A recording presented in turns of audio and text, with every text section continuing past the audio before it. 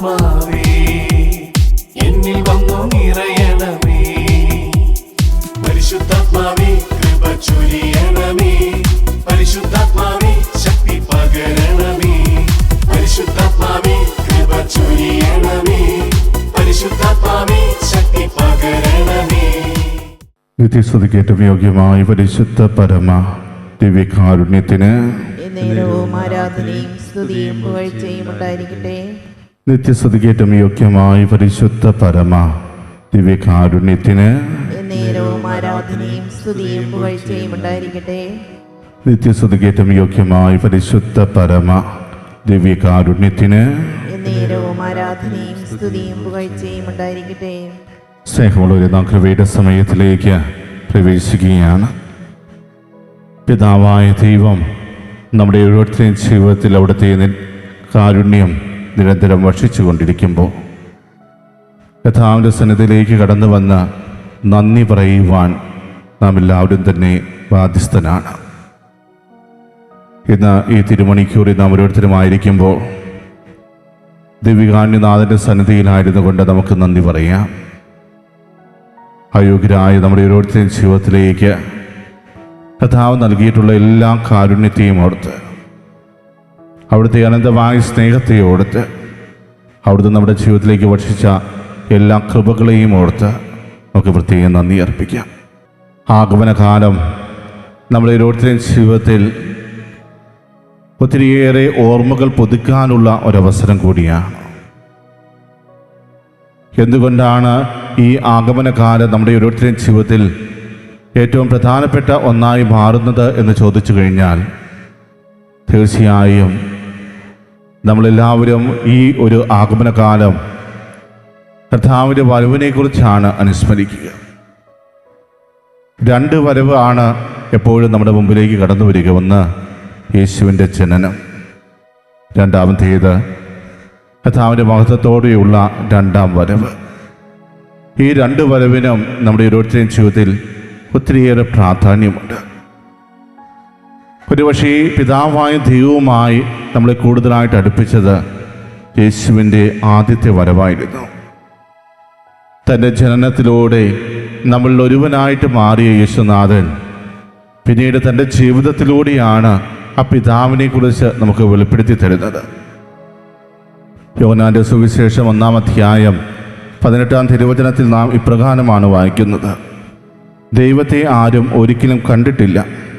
പിതാവുമായി ഗാഢബന്ധം പുലർത്തുന്ന ദൈവം തന്നെയായ ഏകജാതനാണ് അവിടുത്തെ വെളിപ്പെടുത്തിയത്.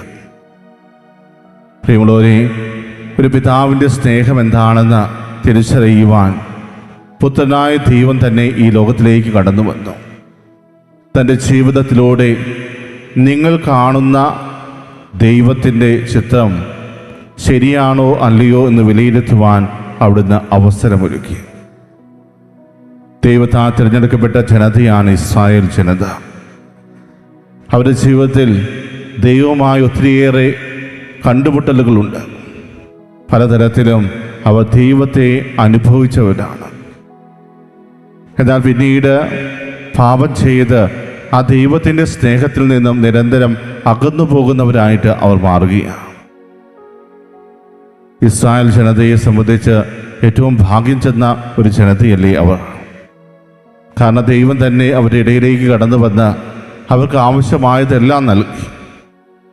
ഈജിപ്തിൽ അടിമത്തത്തിലായിരുന്ന അവസരങ്ങളിൽ പോലും നിങ്ങളെ ഞാൻ ഉപേക്ഷിച്ചിട്ടില്ല, ഞാൻ നിങ്ങളുടെ കൂടെയുണ്ട് എന്ന് ബോധ്യം നൽകിക്കൊണ്ട് അവരുടെ ഇടയിലേക്ക് പ്രവാചകന്മാരെ അയച്ചു. മോശയും അഹ്റോനുമെല്ലാം കർത്താവിൻ്റെ നിർദ്ദേശപ്രകാരമാണ് അവരുടെ ജീവിതത്തിലേക്ക് ചെന്നത്. പിന്നീട് ജോഷുവ അവരെ നയിക്കുന്നുണ്ട്. അങ്ങനെ ഓരോ തരത്തിലും ദൈവം അവരുടെ ജീവിതവുമായി നിരന്തരം ഇടപെട്ടുകൊണ്ടിരുന്നു എന്നാണ് നമ്മൾ മനസ്സിലാക്കുക. എന്നാൽ പതിയെ പതിയെ ദൈവത്തിൽ നിന്നും അകന്നു പോകുന്ന ഇസ്രായേൽ ജനതയാണ് നമ്മൾ കാണുന്നത്. ആ ജനതയെ വീണ്ടെടുക്കുവാൻ വേണ്ടി തൻ്റെ ഏകജാതനെ ഈ ലോകത്തിലേക്ക് അയക്കുമ്പോൾ പിതാവായ ദൈവത്തിൻ്റെ ലക്ഷ്യം എന്തായിരുന്നു? നമ്മളെ ആരെയും അവിടുന്ന് ഉപേക്ഷിക്കുവാൻ തയ്യാറല്ല. നമ്മളെല്ലാവരെയും അവിടുന്ന് വീണ്ടെടുക്കുവാൻ ആഗ്രഹിച്ചു. അതുകൊണ്ടാണ് നമ്മുടെ ഓരോരുത്തരും ജീവിതത്തിലേക്ക് തൻ്റെ പുത്രനെ തന്നെ അയക്കുവാൻ അവിടുന്ന് തയ്യാറായത്. പ്രിയമുള്ളവരെ, ആ യേശു നമ്മുടെ ജീവിതത്തിലേക്ക് കടന്നു വന്നപ്പോൾ തൻ്റെ പരസ്യ ജീവിതകാലം മുഴുവൻ ആ പിതാവിൻ്റെ മുഖം നമുക്ക് കാണിച്ചു തരുവാൻ പരിശ്രമിച്ചു.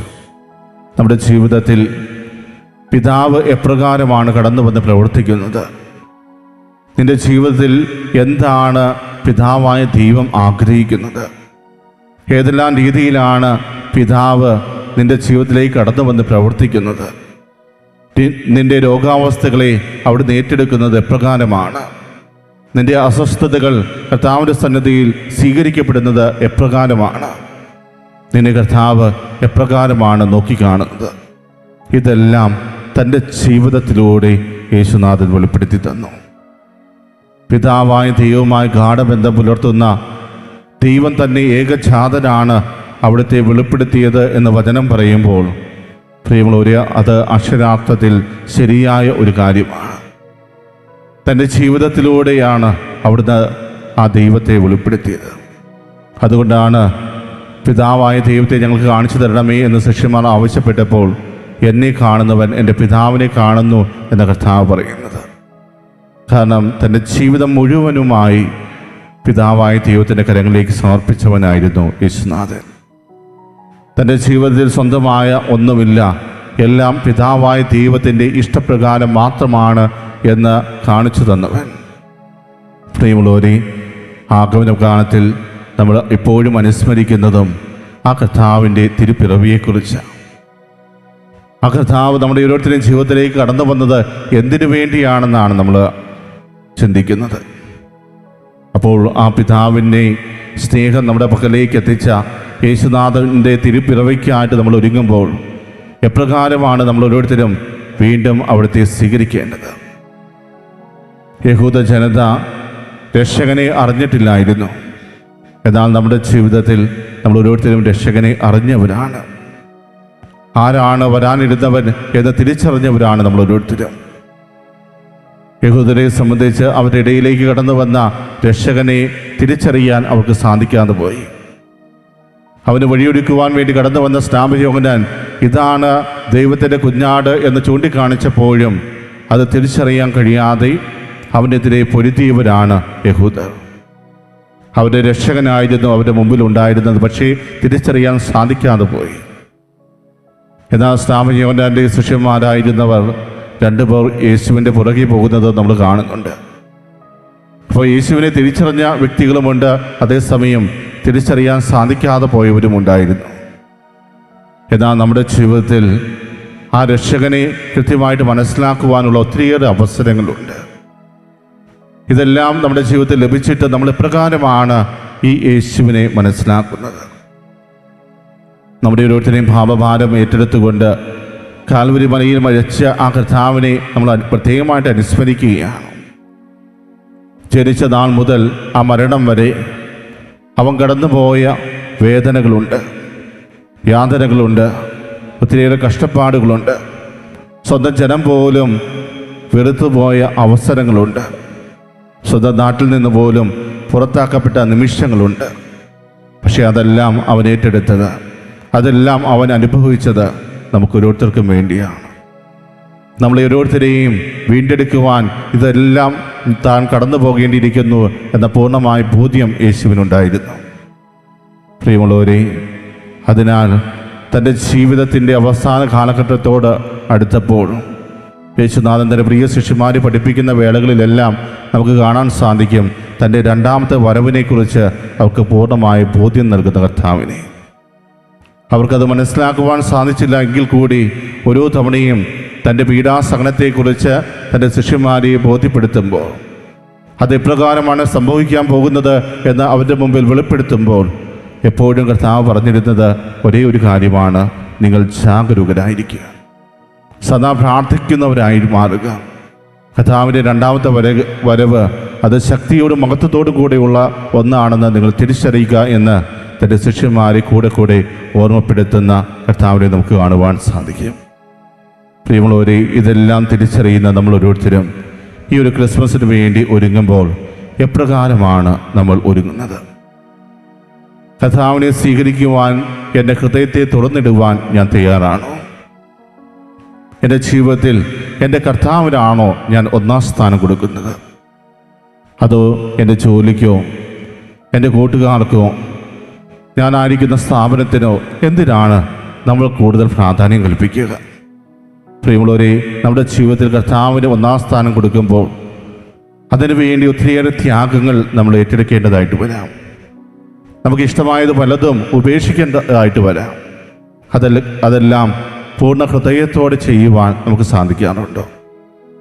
എൻ്റെ ജീവിതത്തിൽ എൻ്റെ കർത്താവിനെ സ്വന്തമാക്കുവാൻ വേണ്ടി എനിക്കിഷ്ടമായതെല്ലാം ഉപേക്ഷിക്കുവാൻ ഞാൻ തയ്യാറാണോ? പ്രിയമുള്ളവരെ, ഈ രക്ഷകനെ സ്വീകരിക്കുവാൻ നാം ഒരുങ്ങുമ്പോൾ നമ്മോട് തന്നെ ചോദിക്കേണ്ട ഒരു ചോദ്യമാണിത്.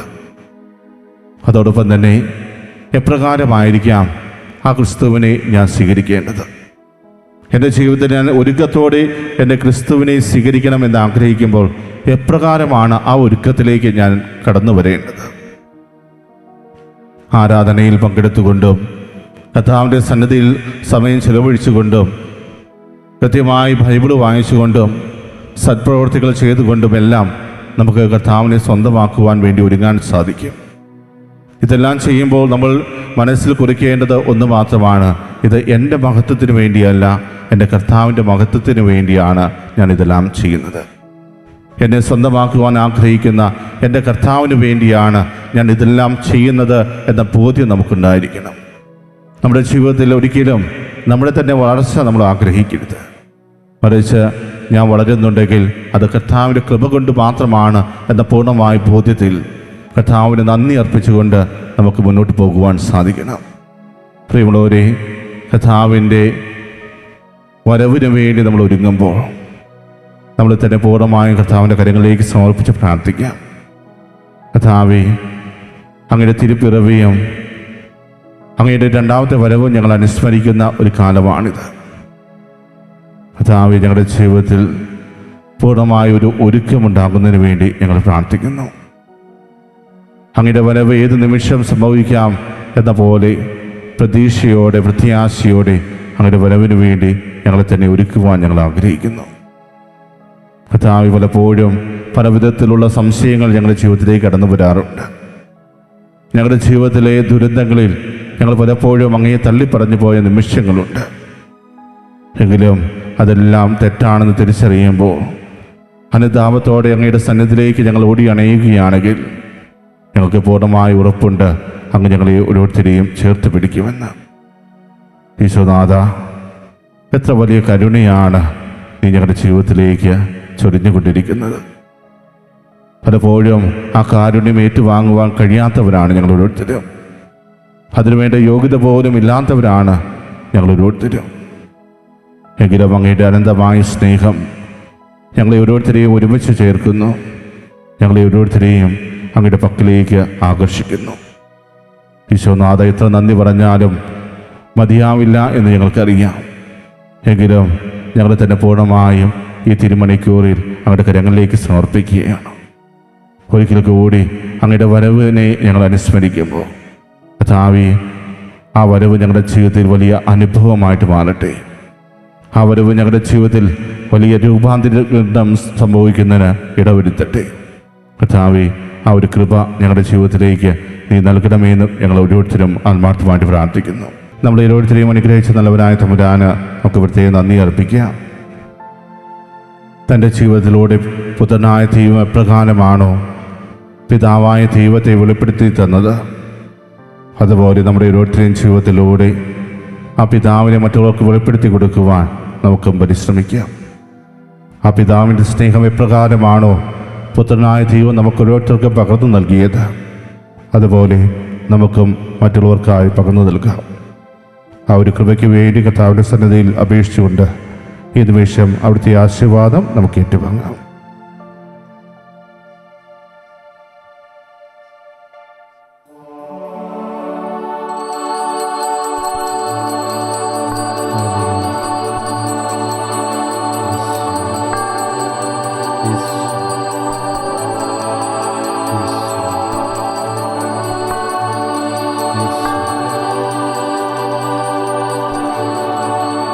പരിശുദ്ധ പരമമാ ദിവ്യകാരുണ്യമേ, എന്നുമെന്നും അങ്ങേക്കാരാധന. പരിശുദ്ധ പരമമാ ദിവ്യകാരുണ്യമേ, എന്നുമെന്നും അങ്ങേക്കാരാധന. പരിശുദ്ധ പരമമാ ദിവ്യകാരുണ്യമേ, എന്നുമെന്നും അങ്ങേക്കാരാധന.